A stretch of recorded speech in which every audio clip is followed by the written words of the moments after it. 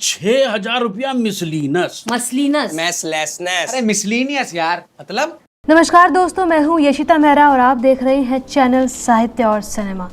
7 अप्रैल 2022 को सोनी लीव पर web series गुल्लक का तीसरा सीजन स्ट्रीम कर दिया गया है, यानी कि मिश्रा वापस आ गई है। अन्नू अब एक कामकाजी व्यक्ति है, जिसका अर्थ है कि आय का एक नया स्रोत आ गया है, लेकिन इसके साथ ही खर्च भी आसमान छू गया है। अपने बोर्ड में टॉप करने वाला अमन अब उलझन में है कि आगे क्या किया जाए, जबकि परिवार उसे विज्ञान के लिए प्रेरित करता है और इसके साथ ही मोटी फीस भी आती है। वो एक दुस्वप्न से गुजरते हैं और प्यार खुशी की भावना के साथ बाहर आते हैं और हमें अपार आशा देते हुए छोड़ देते हैं। किस्सों वाली गुल्लक फिर आपके द्वार आई है। तीसरी किस्त है, किरदार वही पुराने वाले हैं, बस किस्से नए हैं।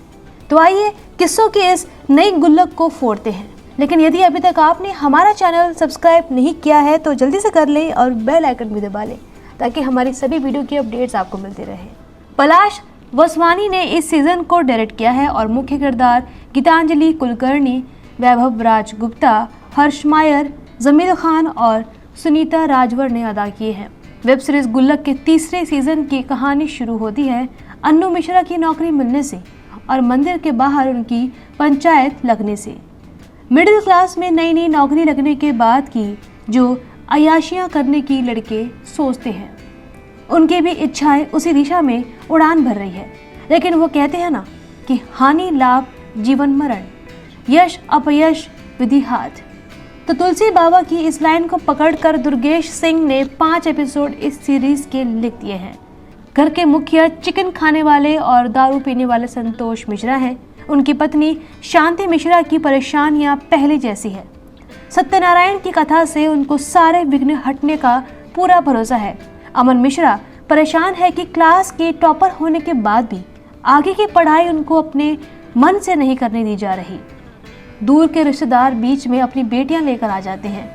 कहानी थोड़ी बहुत कभी कभी इधर उधर भटकती है, लेकिन आखिर तक आते आते अन्नू मिश्रा के पैरों में अपने पिता की चप्पल आ ही जाती है। दुर्गेश सिंह की लिखी पटकथा और संवाद का दुरुस्तीकरण विदित त्रिपाठी से करवाया गया है। दोनों कलमवीरों ने मिलकर कहानियां बढ़िया बोई है। इस पर किस्सों की फसल उगाने वाले निर्देशक पलाश वासवानी की जीत यहाँ इस बात में है कि उन्होंने कहानी के सारे किरदारों की डोरियां अच्छे से थामे रखी है और उनको उतना ही ढील दी है जितनी की ज़रूरत है। कई बार तो लगता है कि पतंग कहीं सद्दी से न कट जाए, लेकिन सीरीज के कलाकार मामला जमाए रखते हैं। लेखन और निर्देशन टीम ही इस सीरीज के असली नायक है। भोपाल के एसटीडी कोड वाली मुस्कान ट्रेवल्स को कभी उत्तर प्रदेश का हिस्सा रहे रुद्रपुर की बस बनाने जैसी पकड़ में आने वाली गलतियों पर पलाश ध्यान देते तो मामला और चौकस होता। लेकिन इस सीरीज का अब तक बनता और जमता आ रहा रंग उन्होंने इस सीरीज में भी सजाए रखा है और ये उनकी जीत है। कुछ भी नहीं बदला है और ये टीम की जीत है, जहां उन्होंने शुरुआत की थी और ये महसूस कर रही थी कि हमने कल ही सीजन 2 का आखिरी एपिसोड देखा था। सीजन 3 के साथ कैमरा अपने क्षितिज को थोड़ा चौड़ा करता है। दुनिया दीवारों तक ही सीमित है, जिसमें पेट बंद है। अब ये उस परिदृश्य के सार को पकड़ रहा है, जिसमें इसे स्थापित किया गया है कि दुर्गेश सिंह और पलाश वासवानी एक साथ अपने दर्शकों को स्वीकार करते हैं और अपने प्यार का सम्मान करते हैं, क्योंकि वो बड़े दृश्यों के बजाय क्षणों में सीजन 2 बनाते हैं। सबसे अच्छी बात यह है कि ये क्षण बस बीत जाते हैं और कभी भी जूम या हाईलाइट नहीं किए जाते।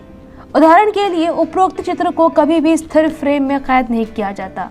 ये बस मौजूद होता है या एक महत्वपूर्ण दृश्य में जब अन्नू अंत में ग्रोसअप करता है और पापा की चप्पल पहनता है, तो आपको कभी भी चम्मच से नहीं खिलाया जाता है।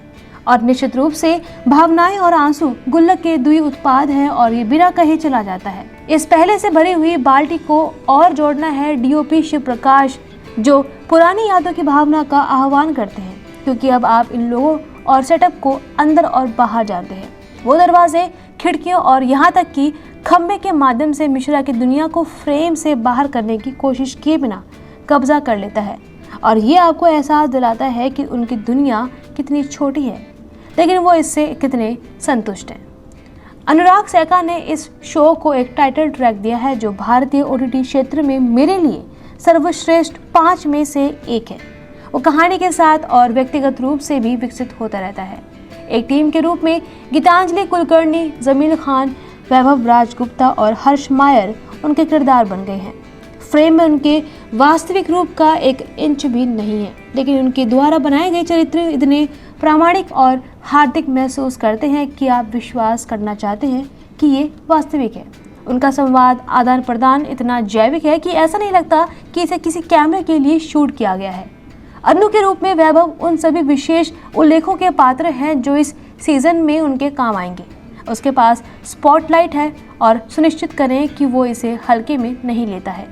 उनका चरित्र अधिकतम परिवर्तन के माध्यम से जाता है और ये न केवल उनके संवादों और अभिनय में बल्कि उनकी शारीरिक भाषा, उनके दृष्टिकोण में भी प्रतिबिंबित होता है। और वैभव सुनिश्चित करता है कि उनकी आंखें भी ऐसा करें।